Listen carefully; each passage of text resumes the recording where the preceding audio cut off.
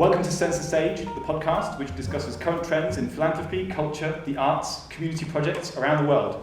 Our next guest is one of the world's most famous and exciting mezzo-sopranos, Jamie Barton. Jamie's performed in some of the most famous concert halls in the world, including the Royal Albert Hall in 2019, San Francisco Opera, and the Bavarian State Opera in Munich. She's been nominated for 2 Grammy Awards and is also set to star in Rusalka as part of this year's Dvořákova Prague International Music Festival. Aside from her music career, she's also a proud supporter and ambassador for the LGBTQ community and the owner of a beautiful cat called River. Jamie, welcome to the podcast. Hi there. So Jamie, out of all the achievements that I've just listed there, which are notable, which of them would you say you're most proud of? Oh man. Quite honestly, the one that comes to mind is the last night of the proms back in 2019. Getting to, first of all, be the guest of the last night was just such an honor to begin with. It's something I never honestly even considered that they might think of me for. But especially to be able to raise the pride flag, especially on that particular year, because it was the 50th year of Stonewall riots in the United States, and that was such a landmark change in the rights for equality for queer people. And so to be able to do that and do that on the BBC, on television live, was one of the most thrilling and also meaningful points of my life, actually, not even just career, I mean life as well. And singing Rule Britannia as well. I mean, how much better can it get? I mean, that's brilliant. I'm just glad I remembered all of the words in the order they were supposed to go. No, brilliant. And from what I understand, then that whole evening, your outfit was also planned in the pride colours. You had the flag. I mean, how much planning went into that evening? I mean, was it something that you set out when you started your career? That was something that you wanted to do, or was it more of a couple of months, weeks before? Well, it was probably a little less than a year before when they asked me if I would be the guest. So once they said, "Hey, we'd like for you to do this," that's when the planning really began. Because like I said, I had never imagined that they would ask me to do this, because the people I saw in this were Renee Fleming and Sarah Walker and, these people who, for me, are idols. Mm-hmm. For me, these are the people who have inspired my career. So I was very surprised. But once they asked, I knew that this was something that I wanted to bring to it.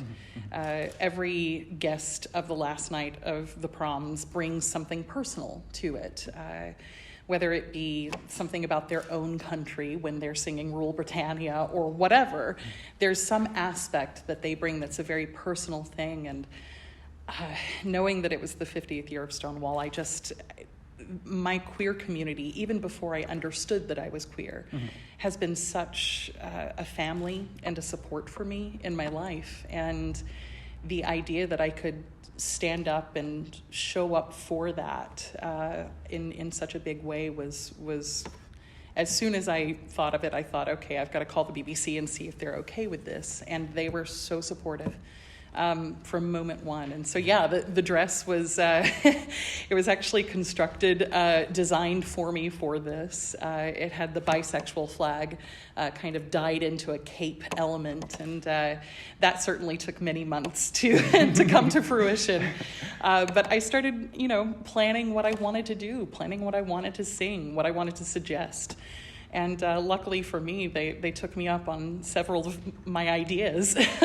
And in the end, I really saw the impact that it made. I heard back from a lot of people in the UK who said, I've always watched The Last Night of the Proms, and I've never felt more like a part of it than this year, because this was celebrated.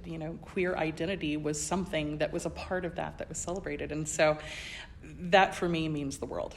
Honestly, I'm glad I get to sing all over the world. It is a life I never thought that I would live when I was younger, honestly. But the idea of being able to leave a positive impact on people's lives, even if they just feel seen, is more important to me than just showing up and doing a pretty concert. If I have the opportunity to do that, then I want to do that.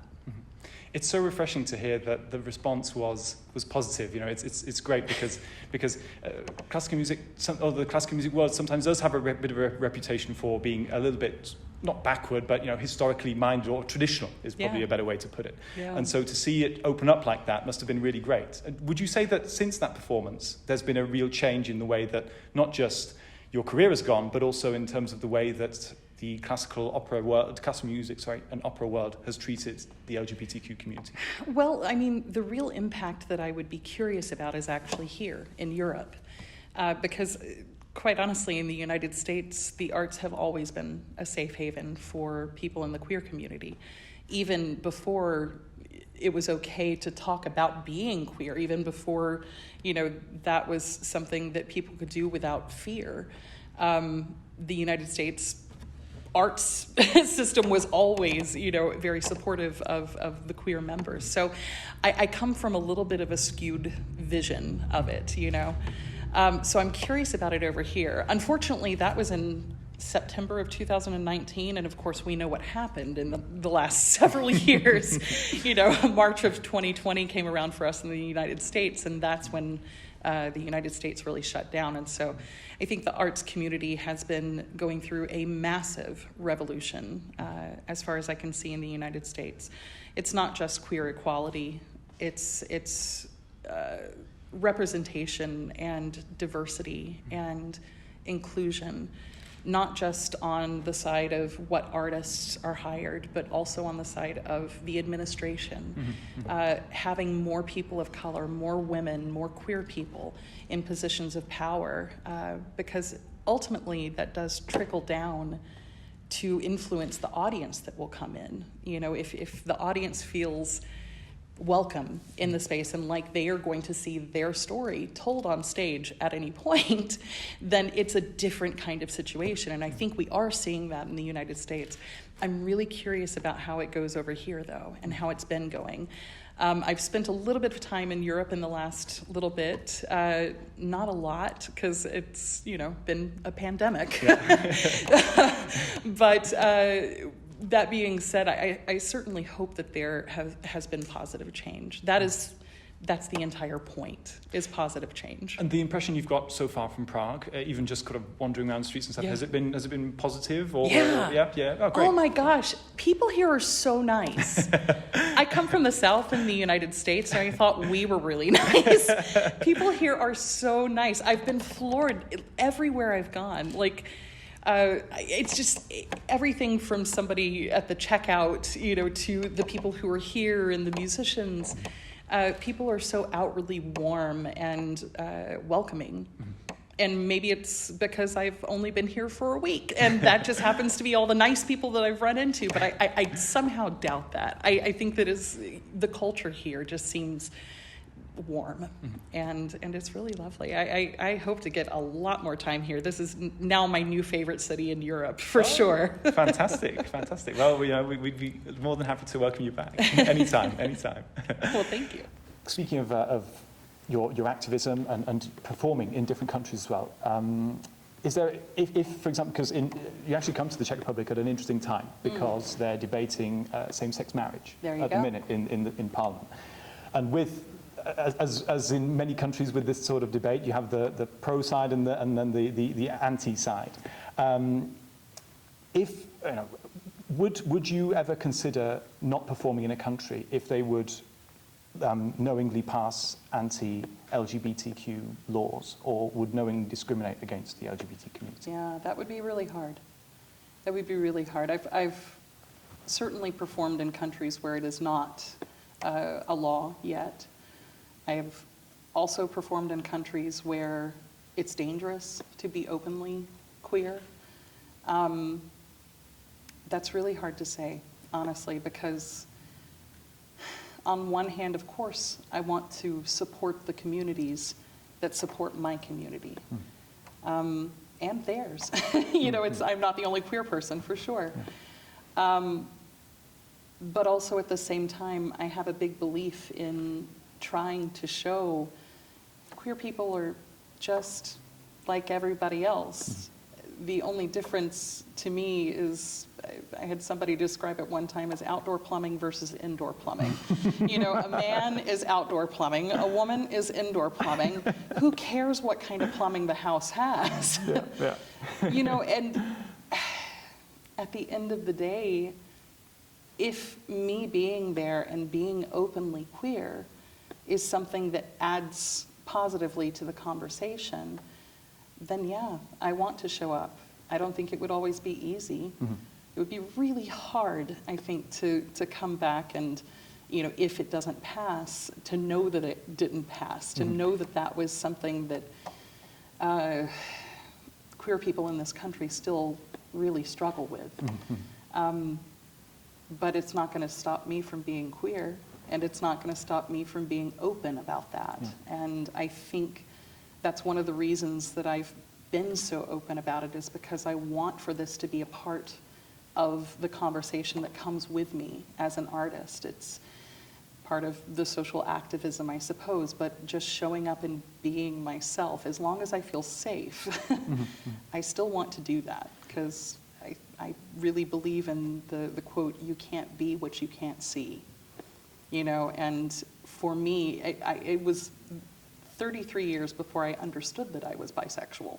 You know, and that had a lot to do with not knowing a lot of bisexual people and not understanding that it was valid and that it was a thing.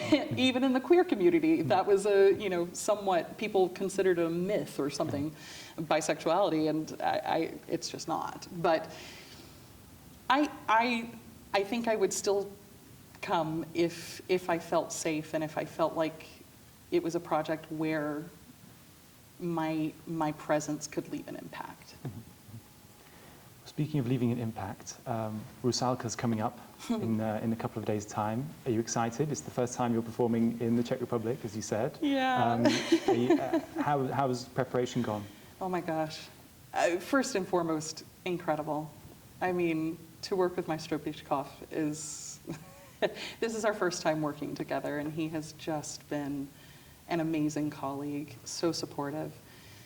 And then to hear this music that is so intrinsically Czech, played by this orchestra and sung by this choir, and it's just incredible. It's really incredible. There are few times where I've gotten to really go experience that kind of thing. Wagner in Germany, you know, like that sort of thing. And so whenever this kind of opportunity comes along, I'm really, really excited for it. I'm also really nervous. but I think it's good nerves. I think it's the right kind of nerves, the nerves that help me make sure that I'm telling the story in a way that's relatable. You know, people aren't going to be distracted by an American accent or something like that. You know, I'm really trying to be a part of this great work that is being presented here. You're also performing with Asmik Grigorian as well, and it's the first time you're singing in Czech. Czech has gone. It's come okay to you, or is it still a bit of a struggle? Oh well, it was definitely a mouthful when I was learning it. the consonant combinations that you guys have is just very, very different from what we have in the United States. That being said, I love that challenge. That's a challenge that I've always loved, whether it be a standard language such as, you know, Italian or French or whatever, or one that's a little outside of the box like Czech. Getting to wrap my brain around how to storytell in a language that is not my own is a puzzle that I've always been interested in. And what I've found, quite honestly, with Czech is that it's really beautiful to sing in. It reminds me a lot of English in that it's very consonant-driven at times, but you really have this cushion of the vowels. Italian to me, and French also, feels very, very vowel-heavy. So for me, as an English speaker, I have to concentrate on not over-pronouncing the consonants that do come along, even double consonants in Italian music. But with Czech, it's a lot closer in relationship to how I already speak and how I already sing in terms of the balance between the consonants and the vowels. So there's something comfortable about it, and something that is familiar. So I'm loving getting to return to this. It's been several years, actually. Yeah, because you have played in Rusalka before. You've played this role before, Ježibaby. Yes. And I guess in what ways, aside from the language, obviously, is this role different? Oh, well, she's one of the best witch roles that exists. She's so much fun. I mean, she's a very hard-hitting role in that she comes in for one scene in the first act, and I say like 1.5 scenes in the third act, but you remember her. She's got a large impact, of course. And I love these very interesting roles. I'm glad that as a mezzo-soprano, I get to sing the witches, the complicated characters, the villains, all of that. So this one's especially juicy. I can be a little bit, I can play with her a little bit. I can change it. She turns on a dime to being evil or being very nurturing. And there's a lot of fun in that. So speaking of Rusalka and its impact in the Czech Republic as well, playing in front of Czech fans, have you heard any feedback from your colleagues as to whether the fans, or the audiences here are any different to the United States, or? I mean, I haven't actually. The thing I've been hearing, and I'm very grateful for this, is that my Czech diction is very good. But I've heard, actually since I've been here, I've definitely heard that the audience is going to be very enthusiastic. And I can only imagine that is because of this work, having this work done in this place. It feels very significant, not only for me, but for the audience as well. Your journey into the world of opera and classical music wasn't, quote, conventional, if that's an appropriate way of putting it. Yeah. It was from 2007, which was a big breakthrough, if I'm not mistaken. And so, how have you found it so far? How was it in the beginning for you? Because I mean, there must have been times when it was a little bit tough, or as a young mezzo-soprano. Oh yeah. Well, as you say, I came from a place that classical music didn't really go to. We didn't have a symphony in my hometown. I didn't even really have a grocery store in my hometown. We had to drive an extra 20 minutes to just groceries. So coming from growing up on a farm in the middle of the mountains, it just wasn't what my parents listened to, or what anybody around us that I know of listened to. And when I was a teenager, I fell in love with classical music, and I was already singing in choir and doing community theater, and I figured out very quickly that I wanted to perform, but that I didn't have any dance experience, no ballet classes, no tap or anything. So I decided I shouldn't do musical theater because that required dance classes, but I should do voice performance as my degree because it didn't require dance classes. It was just singing and acting. And I had no idea at the time what I was getting into, quite honestly. I was just in love with the idea of being able to perform in a way that felt very natural to me. And I'm really, really glad that I had a slow ascent into the career. I started out at a college in my hometown that happened to have a really, really good music department when I was there. And then I went to Indiana University, which is huge, absolutely massive. I think there were 500 vocal students when I was there. Wow. It was absolutely huge, which was perfect, honestly, for me, going from I would say a small pond into the ocean, to having to fight my way into getting cast and finding opportunities to perform. I think, as far as I can tell from my colleagues, there isn't a typical way of getting into this. I know some people, a very small number of people actually, who grew up in a classical music family, whose parents were in orchestras or also performed. It seems to be a relatively small group of people. Actually, I think most of my colleagues are like me, coming from random beginnings and finding our way to this. But I'm so sorry, you'll have to remind me of the original question. No. I'm having, after rehearsal, blipped. No problem at all. No, I mean, I remember reading an interview of yours where you said that classical music was your way of rebelling when you were a teenager, which Yeah. I found very interesting. Yeah. Because normally rock and roll, dance music, techno is that, but for you it was classical music. Yeah. Was there a particular moment in your life that really set that tone, or was it a gradual, you just were introduced into this world and then that was it? I think it was a combination of the both. I was, there were little elements of me being introduced to classical music, whether it be through cartoons in the United States that used classical music, or quite honestly listening to Mariah Carey and wondering how she hit those high notes, Turns out she had a mother who was an opera singer who taught her voice lessons. So this is opera, that influenced culture. But yeah, you're right. My parents, they were hippies. they're still hippies. I grew up listening to classic rock and bluegrass music and stuff like that, and that is still a lot of the music that I listen to.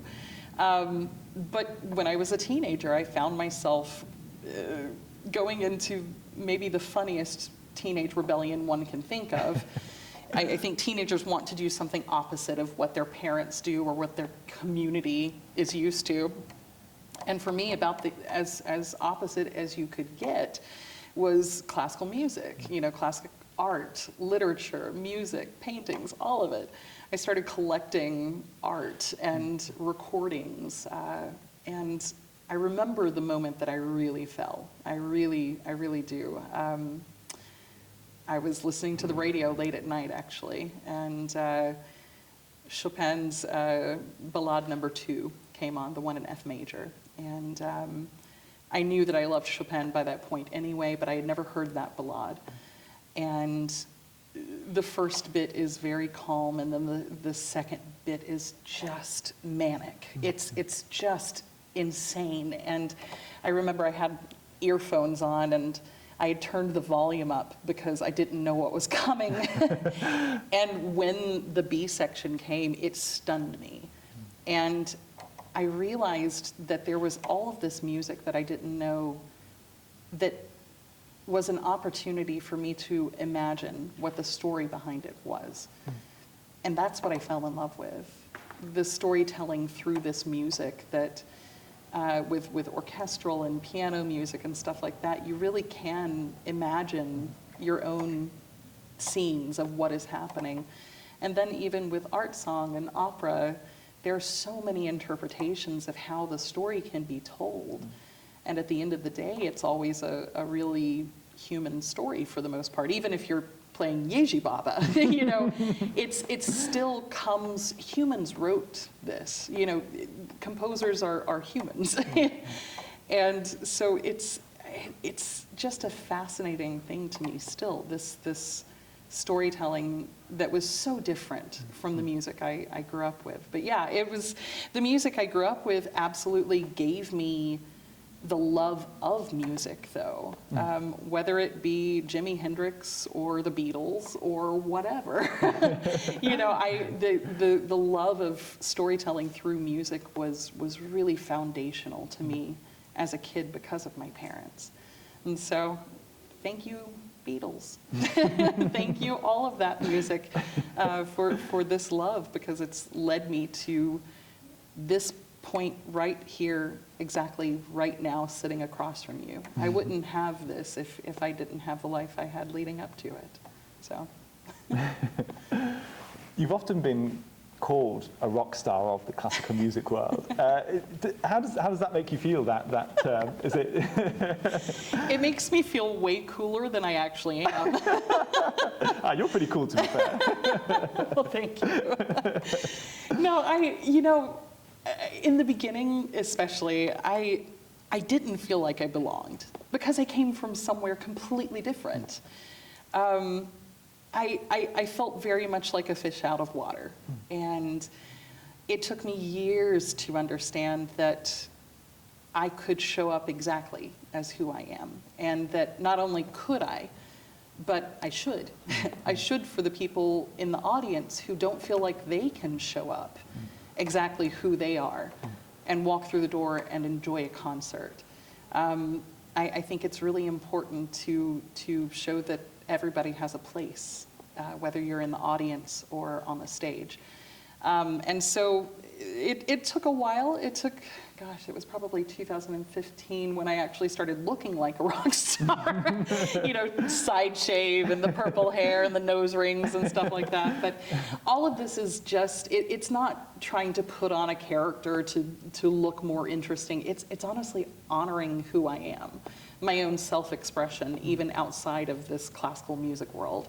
And to me, it adds value to the art that I put on stage. So, yeah. But I'm flattered when people refer to me as anywhere close to a rock star.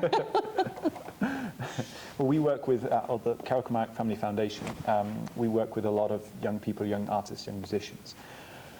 What advice would you give to them, perhaps listening to this, that might feel like they have to conform or like they have to adopt a certain style of being, of doing what they love to break into what they want to do? I think, first of all, I would say I would understand the thought behind wanting to conform to something in order to be able to have access to it. Because there are still a lot of people who are very conservatively minded, a lot of people in positions of hiring people and casting and power that will look at people like me and automatically not want to cast them. But that being said, my piece of advice would be to honor exactly who they are and to honor the artistry that their unique artistry. That is so important. I hear influences of other singers sometimes in younger singers. You can tell that this person's been listening to this person or this recording or that recording. And while it is educational, and you absolutely should go listen to your favorite recordings, at the end of the day, the audience can really tell when an artist is honest in the storytelling and in who they are, how they present it. When you see somebody like Asmik doing Rusalka, it is utterly her. It is not informed by recordings. It's not informed by anyone other than her own interpretation of this role. It's astounding. And that honesty is what draws people in. And if you focus on and really invest in discovering your own unique artistry within this art form, then you can really say things that are important. You can tell stories that stay with people. And that, at the end of the day, is way more important than making sure that you're doing stuff stylistically correct, although you should, you know, or doing these things that we get bogged down in the details of. But always, always, always come back to who you are as a human and who you are as an artist. And love, respect, and invest in that artistry. That will always pay you back in dividends. So. Oh, that's great advice. That really is. It really is.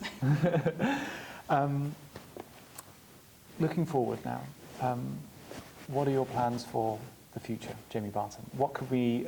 Do you plan? Have you ever considered perhaps looking for or working with a rock band or a pop band, experimenting a little bit with musical genres? Absolutely, absolutely. Honestly, especially during the pandemic, since we had all of this time off, and quite honestly, since I was pretty depressed, and we all were. Yeah, exactly. You know, since there was all this time, I really started to think about what is my voice outside of classical music. What is my natural instrument, my natural way of expressing, and it helped me start looking into different genres and different ways of storytelling. And I discovered that I'm very, very interested in that. The honest answer is that I don't know what will come up. But right now, if Metallica were to call me and ask me to sing with them, I would. You know, if I had the opportunity to, I'm already thinking about trying to do concerts that are a little bit more like going to see your favorite band than they are a classical recital. Not to say that the classical stuff won't be there, it will. But I'm really interested in singing a lot more variety. I'm very interested in supporting works by women, whether it be poets, librettists, composers. And it's definitely something that is leading my mind right now in terms of what's coming up in the future. But hopefully, fingers crossed, we will see. I think that, especially since we all went through a pandemic, the world is really interested in things that are different. Yeah. You know, not only in having the experience of going to a live concert, since we didn't get to do that very much for a while, but also in going to see things that tickle their brain, you know? Things that make them think out of the box in terms of what is normal for a classical singer to be doing on stage. So we'll see, who knows? I'm actually really glad you mentioned promoting the work of female composers and women, because I remember in a different interview that you did in the past, you mentioned that you'd had enough of plays, operas that were written by the patriarchy. Yeah. That you're done with that, which is so refreshing to hear. Yeah. It's I am done with it in many ways. There are also plenty of operas that were written during the patriarchal times and by people who subscribed entirely to the patriarchy, which still tell stories that I'm interested in. But in terms of new works, I'm much more interested in the voices that haven't been heard, is what it comes down to. Would you say there's been an increase in the amount of female composers and women getting involved? I mean, you mentioned earlier on in the interview that you've seen an increase in the United States. Would you say that abroad as well, that you've seen a change, especially in the last 3 years? I would, yes, I've seen a change. I would also say that it's not a change in how many female composers there are. It's a change in how many people are paying attention to the female composers that were already there, the female creators and storytellers. It's in the United States, and I of course know the United States more because I perform there more, and that's where my roots are, but we are definitely seeing a big shift in the desirability around composers of color, queer composers and women composers, you know, basically any equity-seeking groups. And that's a wonderful thing. And sometimes it is very much in the service of an organization looking good. But I'm also finding that a lot of the people in charge are genuinely interested in this. They genuinely want to program things that are outside of their normal box. And I love the music that I fell in love with. I love my Chopin, my Mahler, my Tchaikovsky. You know, I love these works that were done largely by white men. And I don't think we should get rid of them.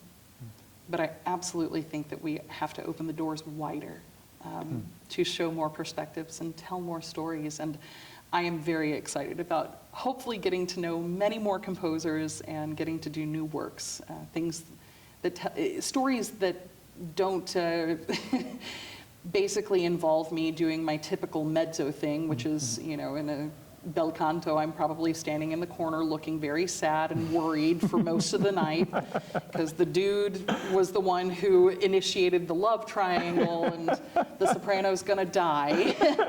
And I'm probably gonna survive, but I'm not gonna be happy about it. You know, I'm done with that story. I'm really bored with that one. I want to see more stories that honor the different heroes we have, and they're not all men, you know? So that's what I'm here for.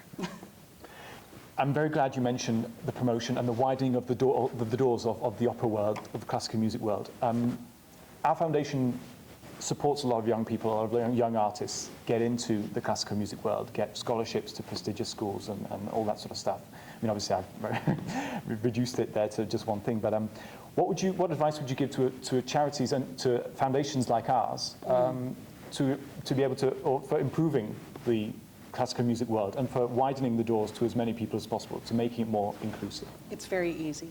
It's very easy. You just ask the people who you're trying to help. You ask the marginalized communities. You ask your own community here, what do you need? How can we help in this kind of way?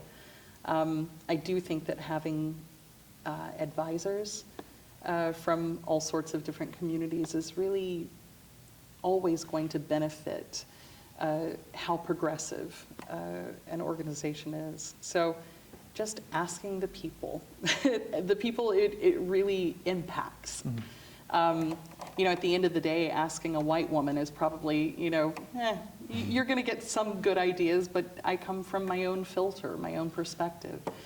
Asking the filters and the perspectives that aren't normally sitting on the other side of the chair. That's the easiest way, I think. Yeah, you end up with much better ideas, ideas that are informed by lived experience. So, very simple answer there.